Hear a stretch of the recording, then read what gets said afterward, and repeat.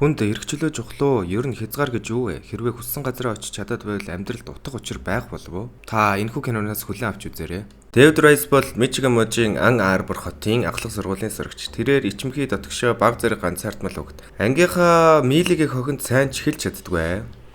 Өвлийн засагтай өдөр Дэвид сургууль дээр мийлиг зориулж нэгэн цасан бөмбөлөг өгнө. Өөр нэгэн ангийн хүүхэд Марк зориулж авсан бөмбөлгийг булааж авч тоглоом дохуу хийж хөлдсөн гол руу шидэж орхино. Дэвид зүгээр буцаагаад авахыг оролдоно. Мили түүнийг зогсоохыг хүссэн ч Дэвид сонссонгүй. Дэвид цасан бөмбөлгийг авсан ч гол цөмрөн доош унчихв. Гэхдээ ийм бөөлийн навчнуудыг даврааж болохгүй шүү. Эргүүлээд бөөлөдөж байгаарай. Мили туслахыг оролдсон ч чадсангүй. Мэдээж хөлдсөн гол руу нөхрөө унчихж байгаа болохоор гацаад урсгал дурсаад гарч чадахгүй. Хичнээн хичээгээд орилсон ч гарч чадсангүй. Тэгснээ зүгээр аазтай. Гинт шилжээд сургуулийнхаа нийтийн номын сангийн голд ирчихнэ. Манай хүн зүгээр ямар ч чиг баримжаагүй төөрцөн эрх муужгаа шиг шоконд ороод номын сангаас хүн амьтны анхаарал татчихгүй шиг үнэн киринж гарнаа. Тэгээд шууд гэртээ ирнэ. Харин түүний эцэг нь оройтсныг нь анзаараад очиод хаагуур тинэд ирвэ гэж асуудал манай хүн өөрөө ч ойлгохгүй байгаа юм чин одоо юу гэж хариулах вэ? Шууд өрөөлөгөө ороод хаалгаа төгчдөл. Аав нь зүгээр хүчрэлэх юм уу хаашийн. Орох гээд дайраад эвдээд орсон ч гар зүгээр сандраа дайж төгшгөрөө шилжээд өсрээд алга болчт юм уу хаашийн. Буцаад номын сан руу бай. Тэгснээ нэг анзаарсан юм уу? За гүлэг бараг л бурхны чадвар юм уу да. За сайхан амьдрнаа тэгвэл бараг мөрөөдөл билчүү яв. Тэгээд буцаад гэртээ ирснээр хадгалсан хэдэн төгрөгөө аваад за одоо өөр том амьдрнаа, том газар руу явнаа гэд гэрээ орхиноо. За тэгээд энэ тентхийн паркаар явж яг ямар хүч вэ гэдгээ судалж бэлтгэл шүү ухааны юм хийнэ. Мэдээж нэг сэтгүүл барьж яваал за хайчих уу ямар газар байна. Дэлхий чинь баг ийм жижигхэн билүү гэсэн юм бодон сун. Тэгээд туршиж үзнэ. Эхний газараа ээжтэйгээ хамт Нью-Йорк хотын Empire State дээр байснаа санагалзаад тэгсэн яасан байхгүй пумп шилжээд явчихж байгаа. Нэг зүйл анзаардаг нь за өмнө нь оцсон газараа яг очиж болдсон байна гэж андуурнаа. Харин энэ бол түүний их Мэри. Гэр орноосоо хөөгцөн хүн одоо яах вэ мөнгөгүй өлснө мэдээж хинчгэл хамгийн түрүүнд банк дээрэмдэн штэ ойлгомжтой. Байсан газар руугаа шилжиж болохыг анзаараад банк руу орон 0-ыг нь асуунаа. Бас хурган зайлтай явж байх замдаа банкны сейфний том хаалгыг онгойлгохыг нь харж байгаа. Тэгээд оройн нь шилжиж очиод авч чадах хэмжээгээр мөнгийг авна штэ харин ч нэг гуйлахчин гудамжны амьдрал бай. За гэхдээ ганц манц бол явахгүй хэд нахих болгондоо шуудаа гарна. Хөөрч баярлаад инээд алдаж $100 дээр хөрвөөсөн шигэ. Харин удаах өдөр нь мөнгө алга болсон банкныхан мөрдөн байцаалт явуулнаа. Банкн дээр Роланд Кокс манай киноны бас нэгэн гол дүр. Банкны менежер дээр ирж би засгийн газарт ажилладаг тусгай алба гээд хяналтын камерыг шалгах хүсэл тавина. За тэгэл хинхэн орж гарсан сейф руу ялангуяа сүүлийн сард үйлчлүүлсэн бүхний мэдээллийг өгөхийг бараг тушааваа өрхий. Роланд ч банкны сейфний өрөө ерөөсөө онгойгүйг мэдэж ажилт нь яг яаж дээрэм гарсныг ойлгохгүй байна гэв. Угаасаа шилждэг хүн байна ч гэж яаж мэдэх вэ? Харин Роланд мөрдөгч бол өөр. Дэлхий дээр шилждэг хүмүүс байдаг. Тэднээс гарцаагүй гэж бодлоо. Өрнөө солигдож хэдэн жил өнгөрч манай жаал том залуу Нью-Йорк хотын төвд пентхауст амьдрал гэртээ мөрөөдлийнхөө бүх зүйлийг овоолцсон. Тансгийн дэлтггүй л амьдарч байна. Харин гэр нь 6 дүүрэн байх бөгөөд дэлхийн өнцөг бүрийн л зураг байна. Учир нь байсан эсвэл харсан газар руугаа шилжээд үсрээд очиж болохоор за болоогүй нууц зөрүүтэй тэндээ бүр бүх улсын мөнгөн тэмдэгтийг хадгалсан. Тэгсэн шууд шилжээд Пумпан, Лондонд баарын дотор зүгээр эмэгтэй хүн найрах гээл тэгснээ зүгээр шууд ямар ч болгоомжгүй шилжээд очижтий нөгөө эмэгтэй дээрээ. Энэ үйлдэлийг нь холоос Гриффингээ залуу анзаарч байна. Бас нэг гол дүр. За тэр тэгээд баян ахаа нөгөө эмэгтэйгээ найраад шүнийг хамт өнгөрүүлээл өглөө нь Пумпан яасан баг. Фижигийн далайн төрлөгт сүрфэн хийгээл тэндээсээ шууд Египт орол Гинзагийн өшөөний толгой дээр сайхан цайлж өгчөөл. Шууд өрнөө солигдож Африкийн ширэнгэн он дундор манай үнтэй ижилхэн хүчтэй хүн болтой уцаар хүлэлчихсэн. Тэр утас шилжих боломж өгдөггүй болтой. Тэгсэн барьсан хүмүүсийн ахлагч Роланд та нар бол гутам шиг гэсэн дөрөвдөлтэй залуу яалаа гэж хариуд нь энэ хүчийг зөвхөн бурхан л эзэмших ёстой гэж заналтайгаар цээжин тус газар нь зоож амийг нь хорооно. Тэгээд Роландын утас дугуйч түүнд хэдэн жилийн өмнөх банкны эргийг илрүүлчихлээ гэсэнд дараагийн онгоцоор очлоо гэд уцаа таслана. Өрнө солигдож манай жаал Нью-Йоркийнхоо гэрт орж ирнэ. Оронгуудаа л гэрт нь хэн нэгэн байгааг анзаарна. Тэгсэн Роланд ороод ирчихсэн. Банкны эргийн талаар яожилж асуугаал манай жаал мэдгүй зарайлан гэрээс нь гарахыг асуув. Тэгсэн Роланд банкыг хинч дээрэмдэж чадна. Гэхдээ чамайг яаж хаалгыг нь онгойлохгүй дээрэмдсэнийг мэдмээр байна. За алив гэд яочлно. Тэгсэн манай хүн гарах хаалгыг онгойлох гээд онгойлгож бараг мэдэхгүй шилцээр байгаа. Гэсэн мөрдөгч чамаг би яадгийг мэднэ гэд юун гарах цүнхнээсээ бороохоо гарган ирээд нөгөөх нь цахилгаанаар зөхнөө. Тэгэхээр чадвар нь цахилгаан зохиулахаар муу ажилдаг бараг л чадвараа хэрэгжилж чаддгүй байна. Дэвид шилжих гэж оролдоод зураг барьж аван гэхдээ нэг холдож чадахгүй. Үсрээл 4-5 алхмын зайд тэгээд шилжээд 2 дахь хурд гарсанд Роланд ч мөн араас нь гарч тогонд зохиулсаар л байна. Тэгж байхдаа чи баригдалгүй яаж юм удаан явсан. Хин чамд тусалдаг юм хэл гисээр 2 давхраас шидчихв. Манай жаал зүгтгыг оролцсонд араас нь сахилгаан уцаар барьж өнөөх амийг нь авсан залуу шиг л бараг торлцов. Дэвид бүх хүчээ шавхаж өнөөх нууц зөрөө рүүгээ харснаар эцэст нь шилжиж чадав. Нууц зөрөөндөө нөгөө цахилгааных нь утсыг нь таслаад үхчихж бас хідэн ууд мөнгө аван мөрдөгч орж ирэхдээ зэрэгцэн амжилттай шилжиж чадлаа. Гэхдээ шилжсэн газар нь хуучин хаяад явсан аавынхаа гэртээ мөнгө орсоор ирчихв. Аав нь хүлээж байсан уу гэмээр шууд өрөөлөнгөөж чи мөн үү? Хүлээ гуйж байна. Би солиорсон уу? Гэхдээ юу болоод байгааг ерөөсөө ойлгохгүй байна. Чи хөссөн үедээ гэртээ ирж болно шүү гэтэл манай жаал та солиороогүй гэж шилжээд явчихна. Аавынхны хувьд бол ерөнхийдөө өрөвдөлтэй. Эхнэр нь хүүхдтэй нь хайж яваад харин хүүн өсвөр насн дээрээ шилжээд явчихж байгаа. Ямар л олиг авчтэй. Дараа өдөр нь манай жаал багынхаа хайр Милийг хайсаар нэгэн бааранд ирж пив уунсан. Мили харин тэр бааранд бартендер хийнэ. Тэгээд уулзах зориг нь хөрөхгүй явах гэтэл багт нь дээрлэгдэг байсан Марктэй таарад Марк яриа өдөж хоргосоор сүулдэ хайртай охиных нь өвгзөн дүрсэнд манай жаал зогсноор зодоо эхэлж манай жаал ер нь зодуулж эхэлнэ. Ингээд шилжихээс өөр юм хийж чадах биш. Нөгөөхөө аваад багтаа дээрэмдэж байсан банкнд үлдээгээд буцаад Мили дээр ирэн баатарлагаар зодоод хөөгөө явуулчихлаа гэсгтээ ирэхгүй байхаа гисээр удаан уулзаагүй хоёр найз ярилцсан суув. Милигээс амьдрал ямархуу байна. Багтаа мөрөөдлийн дэлхийгээр аялах чагсаалттай байсан. Тэрийгэ биелүүлсэн үү гэтэл Мили амьдрал санснаар болох биш дээ. Намайг одоо хаана байгааг харж байна уу? Бид том болох хэрэгтэй шүү дээ гэсэнд манай жаал өөрийгөө банкнд ажилладаг гэж худал хэлж бүр мөрөөдлийнх нь хот Ром руу хамт аялахыг өрлөө. Милиж мөрөөдлөнд бол шууд зөвшөөрөн хамт нээсв. Ерөнхийдөө хайртай өнөхөө мөрөөдлийг нь мэдж байгаа болохоор бараг л өргөцчихөж байгаа. Яг ингэж ярилцах зуур нөгөө Гриффин гихч залуу ажигласаар л байна. Тэгээд шууд Ром руу нээсч хэдэн цагийн дараа тэр хоёр Ромд мөнгөтэй үнч аргагүй өөр юм аа. За тэгээд манай хоёр Ромын алдарт Колизеум буюу эртний амфитеатрыг үзэхээр явна. Яг энэ үед нөгөө Роланд CIA-ийн ажилтан болж жүжиглэн дээрлэгч Маркийг цагдаагийн газар мөрдөн байцаа. Мөрдөгч түүнээс яаж явж байгаад чи банкны сейфэнд очихгүй гэтэл Марк бүгдийг хэлснээр мөрдөгч Милигийн талаар олж мэдэн мөн саяхан Ромд газарсныг нь ч мэдчихв. Өрнөл буцаад солигдож Мили Дэвид хоёр буудлын өрөөнд BB1-ийн талаар ярилцсан. Сүүлийн жилүүдэд хэр байв? Сайн байсан уу зэрэгээр ярилцсан. За тэгээд ярилцаж байгаад тэд BB-тэйгээ цагийг илүү дотн өнгөрөөж халуун дотноор үнэлцэж мэдээж юу болсон нь ойлгомжтой.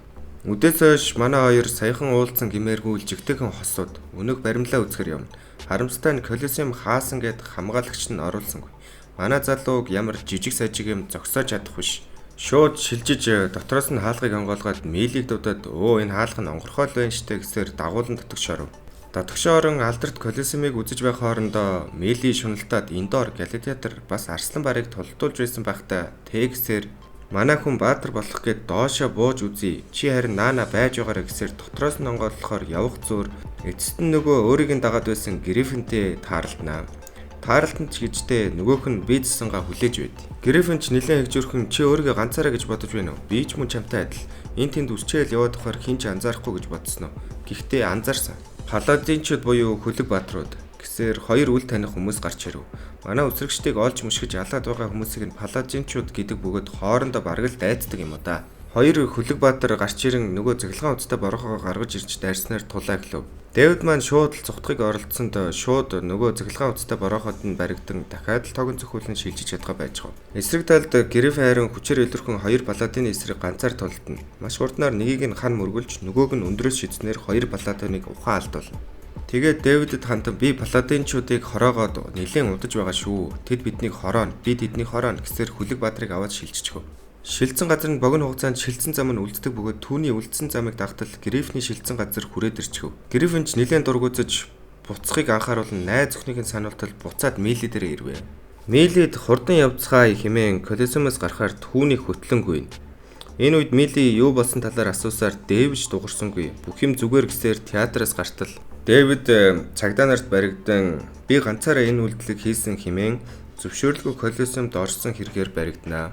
Энэ үедээ Дэвид Милийг буудалтай хөлөөхийг зөвлөв. Цагдаагийн газар Дэвид хууль зөрчиж Колосеумд зөвшөөрлгүй орсонд уучлаарай би энгийн аялагч хүн гэж тайлбарсаар л байлаа. Харин байцаагч хүнд Америкийн нэгдсэн улсын элчингээс чамааг шүүхээр хүмүүс ирчихлээ гэсээр гаран одно. Энэ үед цагдаагийн газрын үүдэнд Милиж адил зүйл хэлж Дэвидийг хүлээн. Гайхмаар зүйл болж шүүхээр ирсэн хүн түүний хайж явсан ээж Мэри байх бөгөөд ээж нь шууд түүнд 30 секундын хугацаа байгаа хэмээн анхааруулан удахгүй хөлөг баатрууд ирнэ ойлгож байна уу охиноос сал тэрч үхэж магадгүй гэд гавныхын түлхүүрийг өгөөд эргээд гараад явна.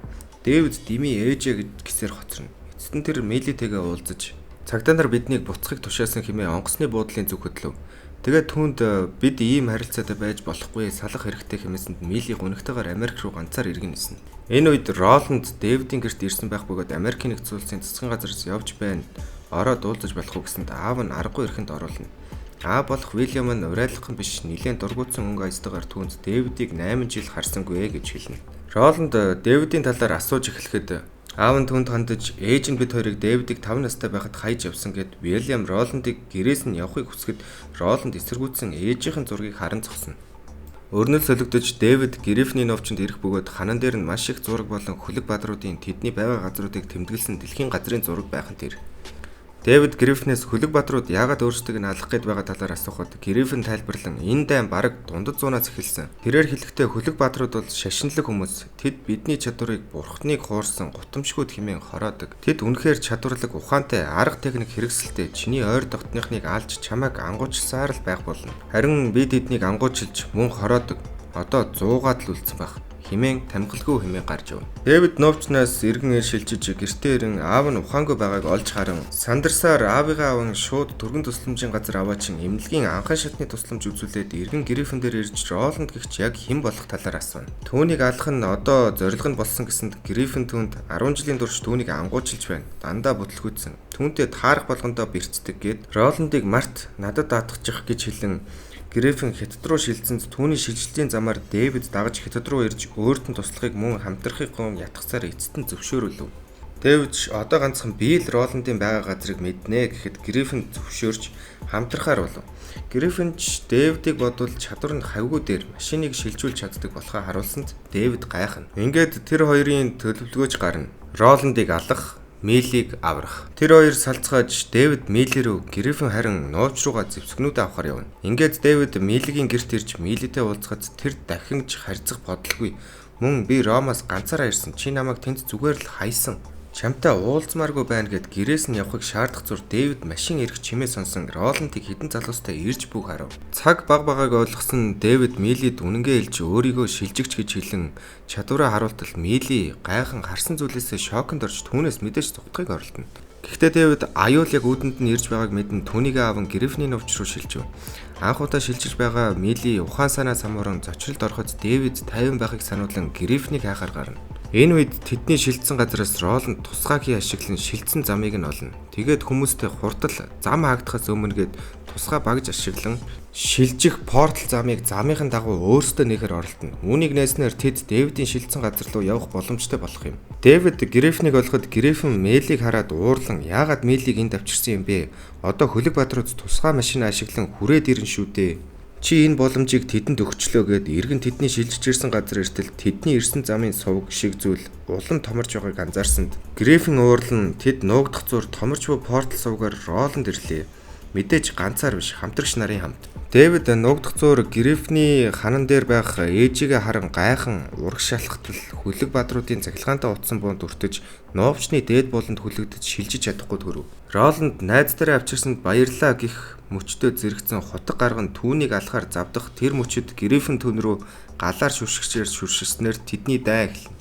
Мэдээж энэ хоёрын тулаанд Гриффин илэрхэх боловч Роланд энгийн хүн гэхэд мөчөөгөө өгөхгүй тулцаар Роланд түүнийг ээжийнх нь араас явуулаад өгөхгүй гэхэд Гриффин дэлбэртлээ уурлаж шилжиж гүйсээр хан цөмрөн гадагшаа гартал зөхөв. Тэгэхээр Роланд Гриффиний гэрийнхнийг бүгдийг нь хороосон юм байна. Гадаа дэлб зохигдсон Роланд руу шилжин очин машин унж өөр тийшээ шилжиж буцаад Роланд руу бүр автуу шилжүүлээд ороод ирлээ. Гэтэл Роланд өгсөнгүй баг цагт самбаачлан зүхтаж буцаж босч ирэн Дэвидийг алахаар дайрна. Гэвч Дэвидэд туслахаар явж байсан Мили ягаа мэдгүй гацсан зогсно. Энэ үед дахин Гриффин галаар шүршгчтэй гарч ирэн онгойсон портал руу гартал нь шүршинэ. Галзуурсан Гриффин портал руу үсрэн Роландыг дуусгахаар дайрсанд энэ хоёрын тулаан Милигийн байранд ширүүн үргэлжлэнэ. Роланд ч хөлөг баадруудынхаа ухаалаг зэвсгүүдээр илүүд нь өгөхөөс дутахгүй тултна. Эргээд өрнөс солигдсон Мили Дэвидийн цахилгаантай утсыг тастаж суллаад гэрт нь хүргэж өгөхийг гуйна. Тэр одоо болж байгаа зүйлд орооцолдохыг хүсэхгүй байгаагаа хэлэн эргэн хэвийн амьдрал руу ормоор байгаагаа хэлнэ. Дэвидэд өөр сонголт байхгүй тул Милийг гэрт нь хүргэж өгөхөөр бэлдэж байх зуур Гриффин буцаж эргэж ирэхдээ хөлөг баадруудын шилжих зам дагах портал нэгж төхөөрөмжийг барьсаар амжилттайгаар инээн тэд ч одоо баларсан хөгшөө. Тэд одоо дахиж шилжиж чадахгүй энэ ганц байсан төхөөрөмж нь.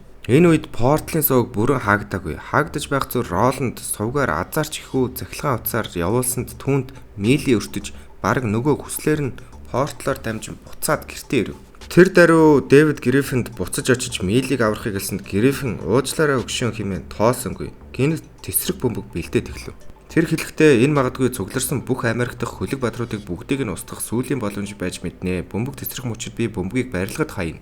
Том зүйл хийхэд золиос эрэхтэй би тавтаадаа бүхнээ алдсан. Дэвид Милийг бодон эсэргүүцэж тэд ширүү маргалцсны эзэст Дэвид тесрэг бөмбөгийг аван шилжсэнд Гриффин түүний замаар хүн шилжиж тесрэг бөмбөгийг булаацалдан зүгээр дэлхийн өнцөг булан бүрт очино.